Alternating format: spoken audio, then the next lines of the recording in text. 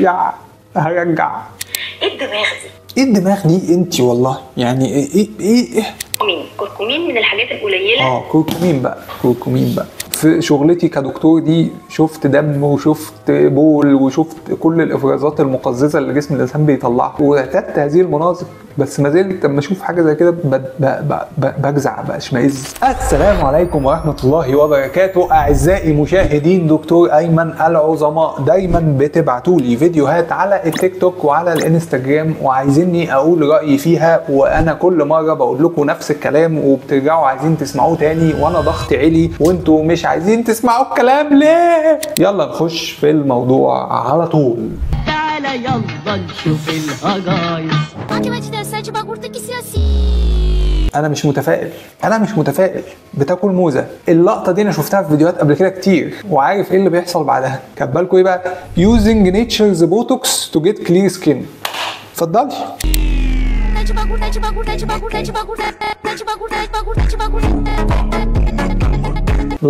لياطي كمان. ماشي. اذا كان في دكاتره عملوها ما نقدرش نلوم بقى على الناس العاديه. يعني مبدئيا يا جماعه مفيش اي وجه مقارنه ما بين البوتوكس وقشر الموز، لان البوتوكس ده ماده مستخرجه من بكتيريا معينه اسمها كوليستريديوم بوتيولينم، والماده دي غرضها ان هي تعمل temporary relaxation للعضلات، يعني تعمل استرخاء مؤقت للعضلات، بتتحقن في العضله نفسها وتمنع الاشارات العصبيه اللي جايه من الاعصاب للعضله عشان تعمل لها استرخاء فتقلل التجاعيد الحركيه. ده البوتوكس. قشر الموز عباره عن قشر موز، ما بيعملش اي حاجه من الكلام ده، ولا بيعمل اي حاجه اصلا غير ان هو يخلي وشك عباره عن، عارفين طبق البكتيريا اللي في المعامل ده؟ بنعمل عليه مزرعه البكتيريا. انت كده بتحول وشك لمزرعه بكتيريا جميله. يعني لما بتشوف قشر الموز كده مرمي تلاقي الهاموش بينط عليه كده وبتاع، حط على وشك بقى. انا مش هتكلم اكتر من كده. اللي بعده. تعالى يلا نشوف الهجايز.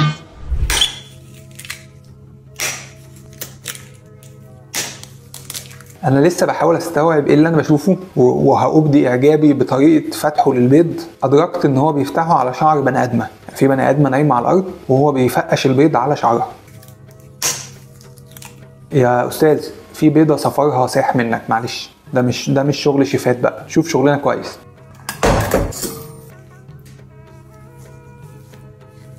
اعتقد ان ده زبادي. نفسي اعرف البنت الغلبانه اللي هو نايمه على الارض دي وقرر ان هو يعمل كده في شعرها، وافقت على الكلام ده ازاي؟ مش عارف بقى بيحط ايه دلوقتي والله. يعني زيت زيتون تقريبا، وهيولع عليها النار ويسويها على درجه حراره 300 لحد ما الاطراف تقرمش.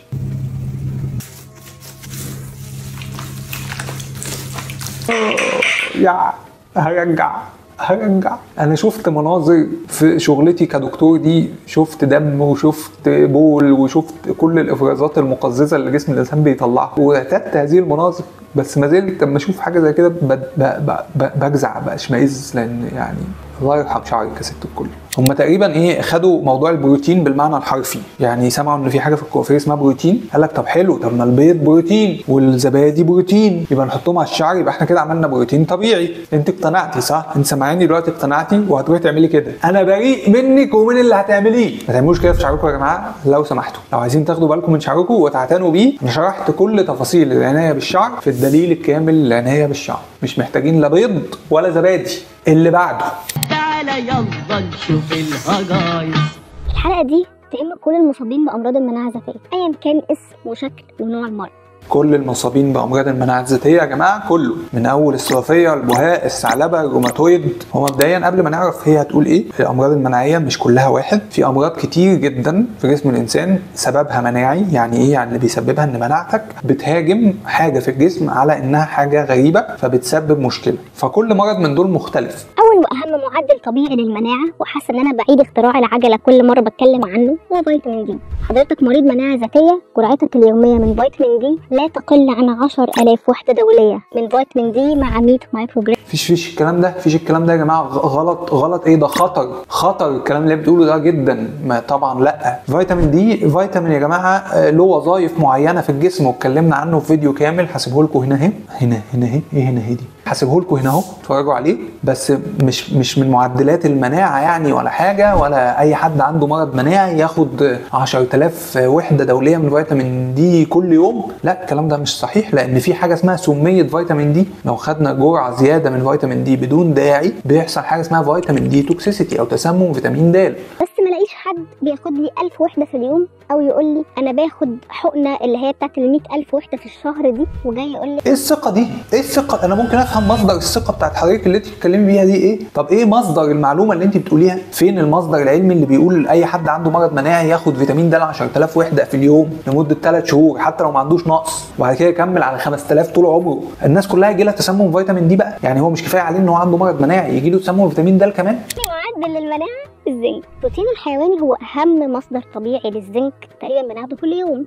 فلما الزنك بينزل عن الحد الطبيعي ممكن جدا يبتدوا يلاحظوا انه في هجمات متتاليه. البروتين الحيواني مهم مهم مهم. ماشي، البروتين الحيواني مهم وجميل والزنك مفيد للجسم، ولو حصل نقص في الزنك بيحصل مشاكل، بس مش بالضروره ليها علاقه بالامراض المناعيه. بس الفرق ما بين النصيحه الاولانيه والثانيه فرق السماء والارض. النصيحه الاولانيه ممكن تاذي ناس، تجيب لناس امراض. النصيحه الثانيه بتقول لكم كله لحمه عادي، يعني ماشي كله لحمه. كركمين من الحاجات القليله. كركمين بقى انا عرفت احنا بنتكلم على ايه. طيب بصوا يا جماعه، هو ده ايه؟ تجار الوهم. دول تجار الوهم. انا مش متخيل ان ليه بتتفرجوا على الناس دي وبتصدقوها، لان هم اصلا مش بيدعوا العلم. الشخص ده لو دخلت على صفحتها مش هتلاقي ان هي بتقول ان هي دكتوره ولا درست الطب ولا تعرف اي حاجه عن الطب. تقول لك انا خبيره العلاج بالتغذيه. اللي هو ايه حضرتك؟ يعني ازاي بقيتي خبيره؟ مين اللي خبرك فيها؟ مكتوب على جوجل على فكره ان الكركمين والجدوتشي والنباتات الطبيه ممنوع استخدامها على مرضى المناعه الذكيه. قول له ايوه، ما هو جوجل ده هو اللي بيقول لك ان مثبطات المناعه هي العلاج الوحيد. هو مبدئيا احنا مش بنجيب معلوماتنا من على جوجل زي حضرتك، يعني احنا بنجيب معلوماتنا من مصادر علميه موثوقه وجايد لاينز عالميه. الطب مش قايم على التخمينات، قايم على حاجه اسمها ايفيدنس بيزد ميديسن، يعني لازم يكون في ادله للحاجات اللي احنا بنعملها وبنقولها للمرضى، مش اي كلام احنا بنقوله. ايه مثبطات المناعه اللي انت بتقولي ان جوجل هيقول لك ان هي الحل الوحيد؟ مثبطات المناعه دي انقذت حياه ملايين بامر الله، يعني بعد ما اكتشفناها لما كان مستحيل ننقل عضو من بني ادم لبني ادم تاني، لان الجسم البني ادم التاني ده هيرفضه رفض تام. دلوقتي لا، بننقل الكلى وبننقل القلب وبننقل الكبد وبننقل نخاع العظم، ولولا مثبطات المناعه النقل ده هيترفض والمريض هيموت بسبب ان جسمه رفض النقل. ارجوكم يا جماعه ما تسمعوش للناس دي، ارجوكم. ما نشوف هتقول ايه تاني. كاتس كلو او عشبه مخلب القط. بس بقى مخلب القط ايه بقى وبتاع ايه بقى؟ الله يهديكي بقى، استغفر الله. انا عايز مصادر بعد اذنك للكلام ده. ممكن تقولي لي مصادر ايه؟ يعني حضرتك اثبتي ازاي ان الحاجات دي بتجيب نتيجه؟ حسبي الله ونعم الوكيل. ربنا ينتقم من الناس اللي بتقول الحاجات العجيبه دي ويهدي الناس اللي بتسمعها. انا هغير على اللي بعده قبل ما افقد النطق بقى واعصابي تبوظ ويجي لي جلطه في المخ.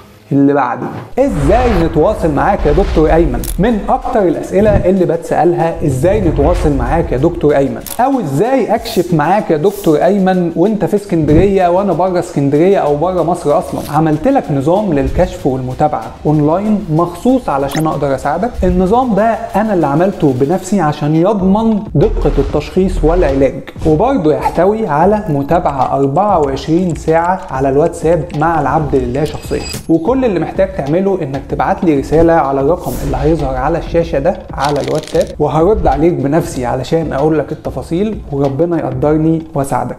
تعالى يلا نشوف الهجايز. يا قلب الدكتور، خد مني الهوك دي لاسرع طريقه تنبت الشعر ايا كان بتستخدم ايه. سواء هي بتقول لك من الاول كده خد مني الهوك هوك يعني خلاص هي بتكشفي استراتيجيه السوشيال ميديا للمشاهدين كده يا دكتوره، ما ينفعش. مينوكسيديل او حتى روزماري، انك تستخدم معاهم قلم ديرمابين. ايه الديرمابين ده؟ قلم اخره فيه سنون. السنون دي بتشكشك فروه الراس فتعمل لك زي قنوات كده في الجلد. طيب يا جماعه، احنا ما بننصحش باستخدام الديرمابين اطلاقا الا تحت اشراف الطبيب، يعني الدكتور هو اللي يعمله لك في العياده. ليه بقى؟ لان في الاول اول ما ظهر موضوع المايكرو نيدلينج ده الديرمارولر في الاول، وبعد كده طبعا الديرمابين، وفي بقى ديرماستاب وحاجات كده. كان في هايب كبير قوي وان دي حاجه جميله نظريا، ولكن عمليا الناس بتستخدمها غلط. الشعر بيتقطع، فروه الراس بيحصل فيها جروح شديده وتليفات. ففي الاخر النصيحه ان ده يتم تحت اشراف الطبيب فقط في العياده، لان اصلا تاثيره مع العلاج العادي مش بالدرجه اللي انتم متخيلينها. الماده الفعاله توصل اسرع، بدل ما كانت بتاخد 3 شهور لا شهر بالكتير وتلاقي شعرك ناعم. طب تصحيحا بس المعلومه دي، بدل ما بتاخد 3 شهور هتاخد شهر واحد، لا الكلام ده مش هيحصل لا بالديرمابين ولا بالجن الازرق، لان موضوع ال3 شهور ده ملوش علاقه بطريقه العلاج نفسها، له علاقه بطريقه نمو الشعر نفسه. يعني حضراتكم لما بتاخدوا علاج للشعر، الشعر بيبدا ينبت وبياخد 3 شهور عبال ما يوصل لسطح الجلد، تمام؟ لان في شعر قديم بيقع وفي بقى اناجين فيس جديده بتبدا شعرها لسه نونو، واحده واحده تكبر وتمشي تحت الجلد شويه لحد ما توصل للجلد، ده بياخد 3 شهور. مش هيتحول من 3 شهور لشهر لو استخدمنا الديرمابين، ده مش هيحصل، ملوش علاقه. وبلاش نستخدمه في البيت، بلاش نستخدم ديرمابين او ديرمارولر في البيت عشان خاطري. انا ماليش دعوه بمين اللي قال الكلام، انا بقول لكم الصح ايه. عايزين تسمعوا كلامي اهلا وسهلا، مش عايزين تسمعوا كلامي اهلا وسهلا برضو. اللي بعده تعالى يلا نشوف الهجايز. انا محتاجه افهم حاجه دلوقتي، احنا ليه بطلنا نستخدم الصابونه في الشاور وكلنا بقينا بنستخدم شاور جيل بريحه؟ مش عارف والله طلعت موضه بعدين بقينا كلنا نستخدمه. ممكن عادي نستخدم الصابونه في الشاور. يعني مين اللي اخترع الفكره دي؟ طول ما انت جسمك بيطلع فيه حبوب في منطقه الظهر او الكتف او الشست، انسي الشاور جيل ده خالص، ما تشتريهوش. صابونه. طب ليه بقى؟ يعني انا ما كانش عندي مانع ان انت تتسائلي ليه بنستخدم الشاور جيل بدل الصابونه، فقلنا ما فيش مانع نستخدم الصابونه، بس ليه حددتي تحديدا اللي عنده حب شباب او اللي عنده حبوب ان هو ينسى الشاور جيل او يستخدم الصابونه؟ ممكن نفهم. ساليسيليك اسيد من اي صيدليه هتلاقيها في الصيدليه اللي تحت البيت عادي جدا ب50 جنيه، اسمها فانجي كير. استخدميها مباشره على الحبوب اللي بتكون موجوده في منطقه الشست او الكتف او الظهر من غير ليفه وسيبي. طيب هو المبدا ان الصابونه فيها ساليسيليك اسيد، اوكي، فالساليسيليك اسيد كماده فعاله بتعمل كرياتوليتيك افكت او بتشيل الطبقات السطحيه شويه من الجلد، بتعمل تقشير خفيف خالص غير ملحوظ، فده ممكن يفتح الكوميدونز او الحبوب يخليها تتحسن شويه. طبعا كساليسيليك اسيد لوحده مش كفايه، مش علاج لحب الشباب يعني ولا حاجه، وفي غسولات فيها ساليسيليك اسيد، يعني مش لازم صابونه، في شاور جيلز فيها برضو ساليسيليك اسيد. فيها 5 دقايق انسي الحبوب خلاص كده. لا مش هتنسي الحبوب خلاص كده بقى، انا هنا لازم اعترض. يعني مش كفايه طبعا ان احنا نعمل كده عشان نعالج الحبوب. لو في حبوب حقيقي، حبوب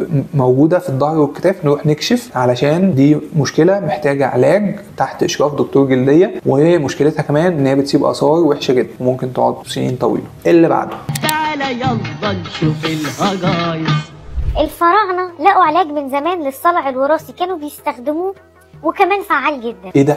ايه ده الفراعنه ما قالولناش ليه الكلام ده؟ ما قالوليش ليه؟ طب ما انا حفيد الفراعنه. تعالوا نشوف. الفراعنه كانوا بيعزوا الشعر جدا، وكان بالنسبه لهم الصلع علامه لغضب الالهه عليهم. استغفر الله العظيم. والله يا اختي استغفر الله العظيم يا رب. الهه ايه وبتاع ايه؟ العلاج فيهم كان فعال جدا، ذكر في برديات ربطوها الناس بكليوباترا، كانت بتقاوم الصلع. هنتكلم على اهم مكون فيها لعلاج الصلع وهو المر او المر. ماشي. هو ده لو فيديو تاريخي مش هيزعلني في حاجه، يعني انت بتحكي تاريخ الفراعنه وازاي كانوا بيحاولوا يعالجوا تساقط الشعر، انا ما عنديش اعتراض. تاريخ بقى وراح لحاله، ناس كانت عايشه من 5000 سنه لسه ما كانوش يعرفوا حاجه يعني، وما كانوش يكتشفوا اي حاجه ولا يعرفوا ان في اصلا جين اسمه صلع وراثي، ولا ان في حاجه اسمها تستوستيرون ودايهايدرو تستوستيرون ومستقبلات على بصيلات الشعر ومش عارف ايه. انا شرحت بقى الميكانيزم او طريقه الصلع الوراثي وازاي بيتورث وازاي بيحصل في الفيديو ده بالتفصيل، ولو عايزين تشوفوه برضه. المر ده هو حاجة تشبه لبان الذكر، بتتباع عند العطار وموجودة منتشرة جدا. وفعلا الأبحاث الجديدة على المر ده لقوا إن هو بيتحكم في إنزيم في جسمنا اسمه 5 ألفا ريدكتيز.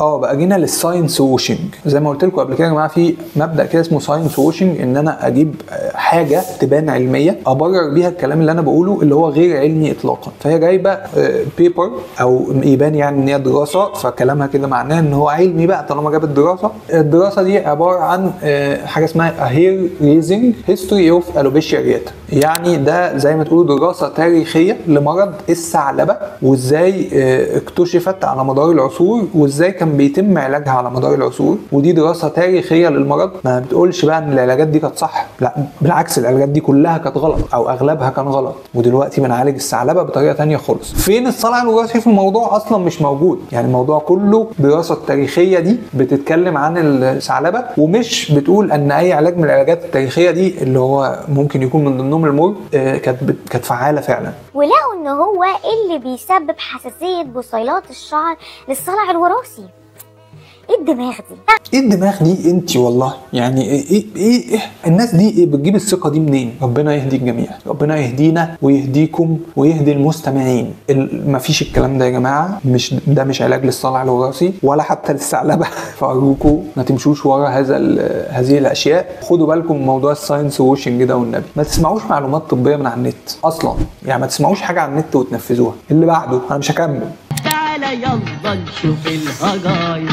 نصايح ما تعرفهاش غير جدتك، بس انا هكشف لك اسرارها. واحد لو ايه ده لا معلش لو سمحت انا تيتا كانت بتقول لي كل حاجه، الله يرحمك يا ستي، ما خبتش عليا ولا سر من اسرارها. فيعني هي هتسيبني انا وتروح تقول لك انت؟ لا، قول يمكن اطلع عارف الاسرار، يمكن تيتا قالت لي. جبت قشره موزه ودعكتي بيها اسنانك مفيش اصفرار هيجيلك تاني. اتنين لو ما هو ده اللي ناقص بقى. ما هو قشر الموز اصله ترند دلوقتي، استخدموه في كل حاجه بقى بالبشره وبديل للبوتوكس، بيشيل التجاعيد، بيعالج الحبوب، بيعالج الكالو وعين السمكه. خلاص ايه اللي ناقص؟ بيبيض الاسنان. دكاتره السنان بقى يتفضلوا يعلقوا على هذا الهري ارجوكم، يعني عشان انا خلاص تعبت من قشر الموز. بس يعني هي سبت انت كل حاجه وابدعت في موضوع السنان ده، جديد برضه، جديد ومختلف. جبت قشره موزه وحطيتي عليها نقطتين زيت زيتون ودعكتي بيها بشرتك، هتوفري تمن سيرم الريتينول وهتبقى الله. واضح ان هو هيتكلم عن قشر الموز في كل حاجه، يعني قشر الموز بيحل كل مشاكل البشريه، يعني للبشره برضه. انت لو جبت قشره موزه وحطيتي عليها معلقه بيكربونات ونص ليمونه معصوره ودعكتي بيها رجلك، هتبقي طالعه من جلسه باديكير منزليه. 4 لو جبت لا والله هتبقي طالعه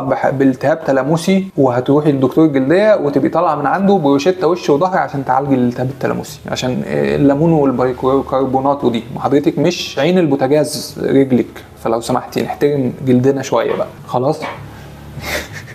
وبعدين دي مش اسرار جدتك بقى ولا حاجه ولا جدتي. واضح ان طنط الصينيه اللي كانت في اول الفيديو عملت قشر الموز كانت عارفه برضه، ولا هي تيتا قالت لها هي كمان؟ يعني قالت لكم انتوا الاثنين وهي على فراش الموت، ما كانش فيه الا حضرتك والانسه الصينيه اللي كانت بتعالج وشها بالقشر الموز، فقالت لكم قشر الموز بيعالج كل حاجه، اتفرج بقى على الفيديو ده علشان انا تعبت ومش هشوف حاجه تاني، واشترك على القناه علشان تيتا الله يرحمها تتبسط منك وتشوف الفيديوهات اللي جايه اول باول. انا دكتور ايمن وهروح الم كل قشر الموز اللي في السوق خلاص واوزعه على عيانين في العياده. السلام عليكم.